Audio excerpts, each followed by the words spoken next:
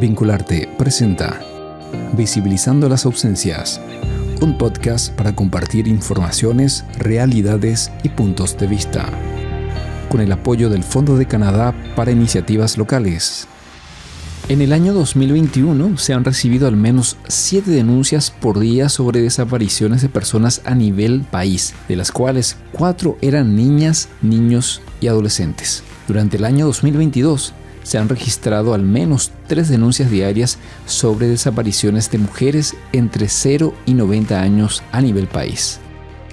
Hola, soy Sergio Cepol y voy a estar acompañándote a lo largo de este podcast que forma parte de una serie de materiales que Vincularte realiza como parte del proyecto Fortalecimiento de los Mecanismos para la Articulación del Sistema Local de Protección de Niños, Niñas y Adolescentes.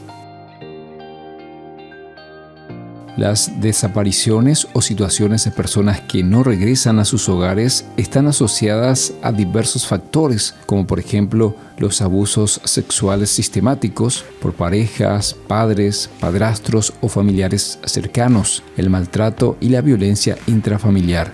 Hablamos con Alejandra Rodríguez, abogada y especialista en derechos de la niñez y la adolescencia. Es importante entender que un niño que se va de su casa por alguna situación de vulnerabilidad está pidiendo ayuda y sale a buscar ayuda. Cuando no encuentra ayuda es una doble vulnerabilidad, y esa exposición tiene que ver con los riesgos propios de gente inescrupulosa que puede aprovecharse de su inexperiencia en el manejo de la calle, que puede aprovecharse de su vulnerabilidad porque tiene hambre, que puede aprovecharse de su vulnerabilidad porque tiene miedo. Si eso permanece, si eso persiste y sigue ese deterioro, el riesgo también está en tener que integrarse a comunidades que le protejan, pero no necesariamente en el buen sentido, ¿verdad? Que generen y que le requieran participar de cuestiones que no le hacen bien, ¿verdad? Aparte de perder el vínculo con la escuela, de perder la posibilidad de ser protegido por su entorno familiar. No sé, creo que los riesgos que podemos identificar son diversos y son también como obvios, ¿verdad? De qué es lo que hay allá afuera, sobre todo cuando nuestra sociedad, y entiendo que este trabajo que está haciendo Vincularte pone en evidencia de que nuestra sociedad no es consciente de que esto de las desapariciones es un problema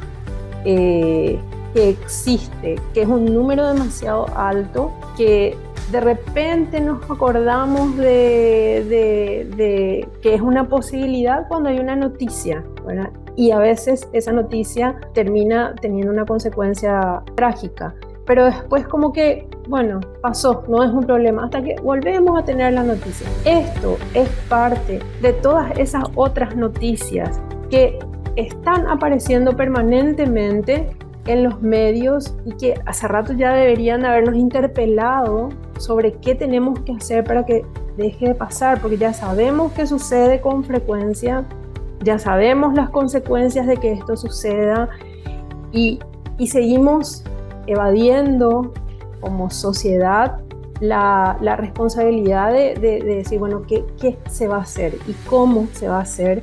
Y quiénes son responsables y cómo van a trabajar y qué respuestas van a dar que sean efectivas. Pensábamos en esto de que sean efectivas, sean dinámicas, sean inmediatas y sean integrales, porque golpes de efecto o respuestas que calman un poco la ansiedad con respecto a esta noticia en particular, pero que nos dan una respuesta sobre todo de prevención, no están resolviendo, están perpetuando el problema. Al menos el 48% de las denuncias recibidas por desapariciones durante el año 2021 afectaron a adolescentes entre 13 y 17 años en Paraguay. Estas personas se encuentran expuestas a situaciones de vulnerabilidad y desprotección, no solo relacionadas directamente con el motivo de la desaparición, sino a los factores de riesgo que existen durante el tiempo de no regresar al hogar: inseguridad, maltrato, accidentes, coacción sexual o abusos, entre otros. Escuchemos a Eve Otero, psicóloga clínica especialista en derechos de la niñez y la adolescencia, sobre el riesgo de vulnerabilidad en la calle. Parecería que los riesgos o las vulnerabilidades son mayores en la calle que adentro de la casa. Y es sí y es no, porque por ejemplo, Internet, que sería algo que es dentro de la casa, ¿no es cierto?, es como la calle. O sea, la definición de los riesgos o las posibilidades de Internet es lo mismo que la calle. El problema es si solo colocamos... A ver, yo te podría decir sí, todo lo que hay afuera, ¿verdad?, de riesgos, lo que sabemos, lo que conversamos, pero yo más bien lo vería como un continuo, porque cuando... y más por la pandemia, y espero que haya como más acceso, ¿no es cierto?, a Internet. Internet es como la calle. Las posibilidades y los riesgos que niños, niñas, adolescentes a través de Internet es como la calle. Y es interesante ver ese concepto de las posibilidades, porque tiene que ver con el aprender, el adquirir las habilidades, pero también están los riesgos de quién me habla, quién me proponen, a qué material estoy expuesto a mirar. Y entonces, en ese sentido, si lo vemos como un continuo, bueno, en la calle puede haber un secuestro, ¿verdad?, forzoso, físico, para fines de trata, por ejemplo, o de tráfico. Sin embargo, tal vez eso comenzó en un contacto previo a través de un juego, a través de un chat, a través de alguna aplicación o alguna plataforma ligada a Internet, ¿verdad?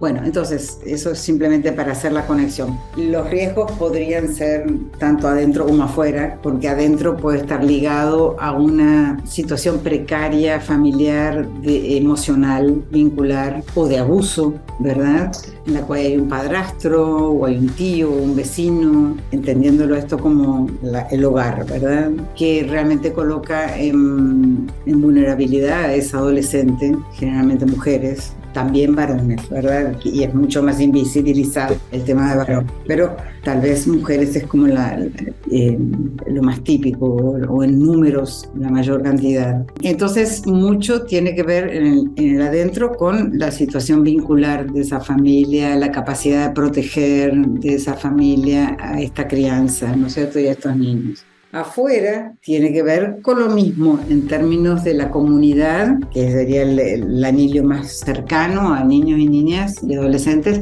y la sociedad en un anillo un poco más grande, ¿no es cierto? Ahí podemos preguntarnos de qué políticas municipales cuenta esa comunidad, cómo se están implementando, hay CODENI o no y qué tan fuerte es esa CODENI, ¿verdad? Ha habido casos de riesgo de desapariciones previas sin explicación, han habido de trata, han habido feminicidios en adolescentes, o sea, esos serían así como los grandes grupos, ¿no? Las fuerzas de persecución al crimen, ¿qué tal funcionan? ¿Qué tal funciona la CIA? ¿Qué tal funciona la fiscalía, las defensorías, ¿verdad?, en esa comunidad? O sea que estos serían así como factores de protección o de desprotección y que la harían más vulnerable a estas niñas, niños y adolescentes. Depende de qué estamos hablando, ¿verdad? Porque si estamos hablando de una desaparición aislada, es distinto a si estamos hablando de crimen organizado, que es la trata y tráfico, ¿verdad?, de personas y niños y niñas, en el cual hay como ya un estudio, hay una especialización de saber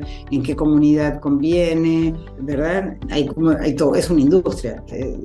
Pues está el crimen, entonces hay como mucho más información, mucho más conocimiento, hay una red, ¿verdad?, el tratante, las conexiones, cómo llega esa adolescente a ese lugar, quiénes son las personas y conversaciones previas que se mantienen, por cuáles vías, ¿verdad? Bueno, también hay factores individuales con esa adolescente o ese adolescente en la familia, su autoestima cómo está, si ha sido víctima de bullying en el colegio, en la escuela. Estos serían así como factores individuales también que favorecerían convertirse en una víctima, ¿no? Hay distintas teorías sobre esto. Hay como algunas teorías que desarrollan que hay niños y niñas que tienen más tendencia, entre comillas, a convertirse en víctimas, hasta de cómo la forma, ¿no? Hasta estos otros factores de protección. Pero igual hay que verlo en cada comunidad.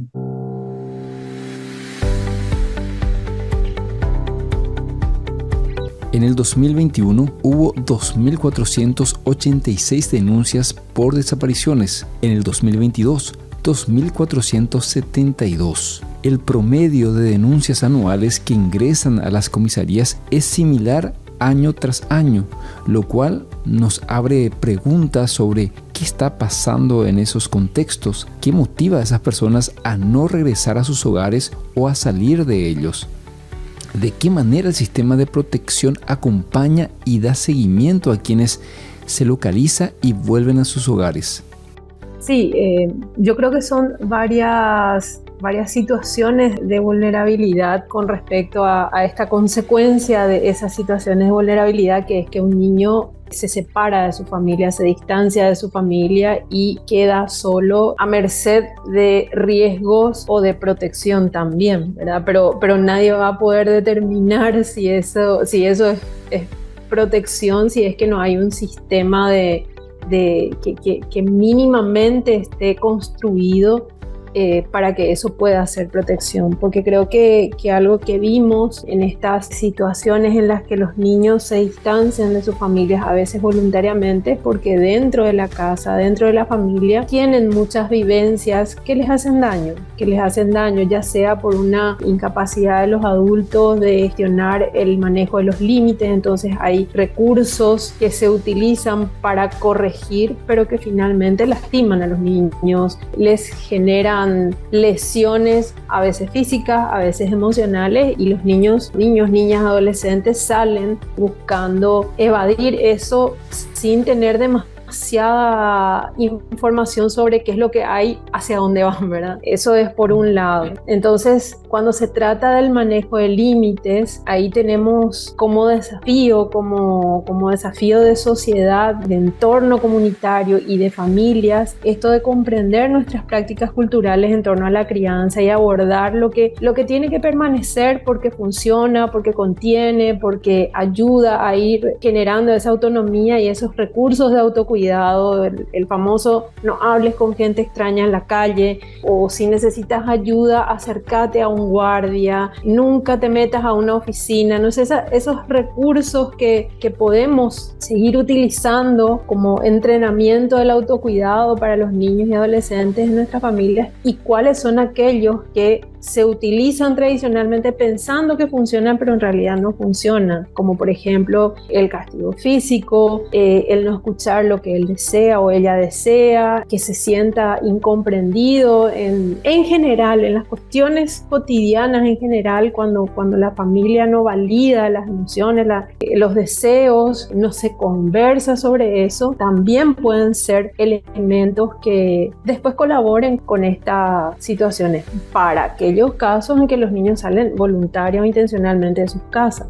No estamos hablando de aquellos en que son sustraídos de las casas, en que estando en la calle son víctimas de alguna situación más traumática, ¿verdad? De daño. Eso es otra cosa. Y tenemos que ver cómo funciona el sistema de seguridad de nuestro entorno, ¿verdad? ¿Qué sabe la policía de cuáles son las prácticas en una comunidad donde, por ejemplo, hay una escuela a la que varios niños vienen caminando? ¿Cómo funciona la seguridad en los medios de transporte en las distintas horas en las que los estudiantes se movilizan, ¿verdad? Niños, adolescentes. Veía que hay un alto porcentaje de niños, de adolescentes desaparecidos entre 13 y 14 años, 48,3%. Esto es alto. ¿Qué está pasando ahí?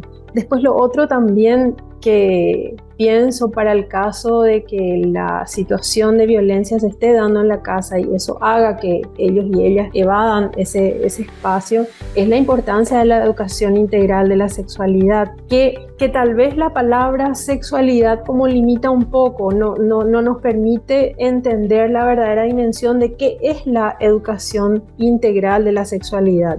Si por ahí en vez de sexualidad ponemos afectividad, ahí podemos dimensionar qué es lo que hay detrás de esta propuesta pedagógica de cuidado, que es la educación integral de la sexualidad, porque qué es lo que se aprende, qué es lo que se transfiere a niños, niñas y adolescentes con la educación integral de la sexualidad desde muy pequeñitos, es primero el autocuidado, el autoconocimiento, el manejo de la dignidad propia, el exigirle al otro el respeto a la dignidad propia y saber cómo hacerlo, con qué elementos hacerlo, el manejo de las relaciones interpersonales, así como yo quiero que me respeten, también tengo que respetar al otro, a la otra persona que está interactuando conmigo. Y eso no solamente es un desafío de enseñanza hacia niños, niñas y adolescentes, también es hacia los adultos y hacia las personas adultas que tienen la responsabilidad de cuidar a niños propios y ajenos, ¿verdad? Cómo nos conducimos con niños, niñas y adolescentes, entendiendo que tienen que ser respetados en su dignidad, en su integralidad, en sus decisiones, de con quién me relaciono, de cómo muestro mi afectividad hacia la otra persona. Creo que ese también es un elemento. Al no tener esos recursos, se produce la vulnerabilidad en la que los niños no saben que eso que está sucediendo en su casa es malo, y cuando ya no pueden tolerar, ya no pueden soportar, se van de ahí. Y después la otra situación de vulnerabilidad que estamos identificando quienes trabajamos en el ámbito de infancia es que el abordaje del problema no termina cuando el niño es localizado y devuelto a su familia, ¿verdad? Y pongo entre comillas devuelto como si fuera un objeto, ¿verdad? Vincularte presentó Visibilizando las ausencias, un podcast para compartir informaciones, realidades y puntos de vista, con el apoyo de Fondo de Canadá para iniciativas locales. Si quieres formar parte de nuestro podcast, contactanos a través de nuestras redes sociales en Twitter e Instagram, @vinculartepy.